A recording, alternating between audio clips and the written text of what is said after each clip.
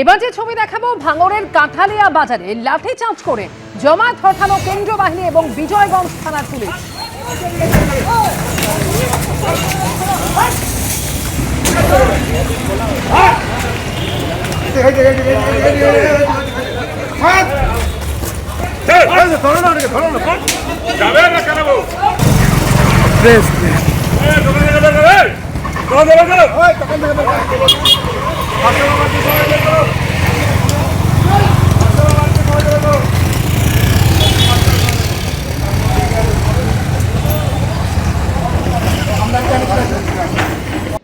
গতকালই ভোটের ফল বেরিয়েছে আর আজই বেলেঘাটায় এক তৃণমূল কর্মীর অস্বাভাবিক মৃত্যুর অভিযোগ। অজ্ঞাত পরিচয় দুষ্কৃতীদের বিরুদ্ধে মারধরের অভিযোগ করেছে পরিবার।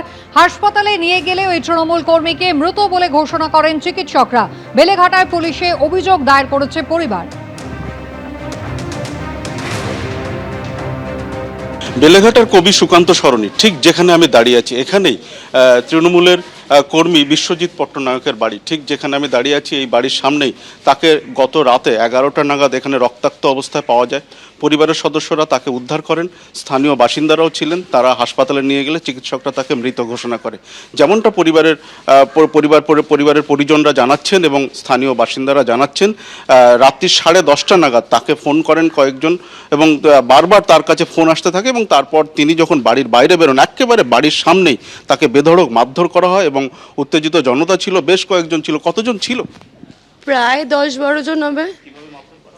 সেটা আমরা দেখিনি, কিন্তু আমার মনে হয় ওকে দৌড় করিয়ে মেরেছে, ওর পায়ে কুপিয়েছে। কেউ বেরায়নি, কেউ ছিল না পাড়ায়, সব ঘরে ছিল। অনেকে আওয়াজও শুনেছে, ভয় ভেতরে ছিল। দরজা ভাঙচুর করেছে, এখানে দরজা ভেঙেছে, সবাই ভয়ে গিয়ে ভেতরে ছিল, কেউ বেরায়নি। আমার দাদাকে মারতে মারতে ওখান থেকে জল বয়েছে, রক্ত জল এখানে বয়ে বয়ে গেছে। তারপরে কয়েকজন, আমার বৌদি আওয়াজ শুনে নিচে নেমে দেখে আমার দাদার রক্তাক্ত বডিটা ওখানে পড়ে আছে। যা হোক করে তুলে কয়েকজন পাশের বাড়ির দাদা কাকার একজনের, জীবন কাকা বলে একজন, তার গাড়ি নিয়ে এনআরএসে গেছে। এনআরএস দিয়ে কিছু অক্সিজেন বা পালস ছিল না, তখনও কম পালস ছিল, অনেকগুলো অনেক। ওরা তারপরে বলল যে আপনারা অন্য জায়গায়, ওনার ভেন্টিলেশন দরকার, আমাদের এখানে ভেন্টিলেশনের কোনো নেই। এবিপি আনন্দ এগিয়ে থাকে, এগিয়ে রাখে।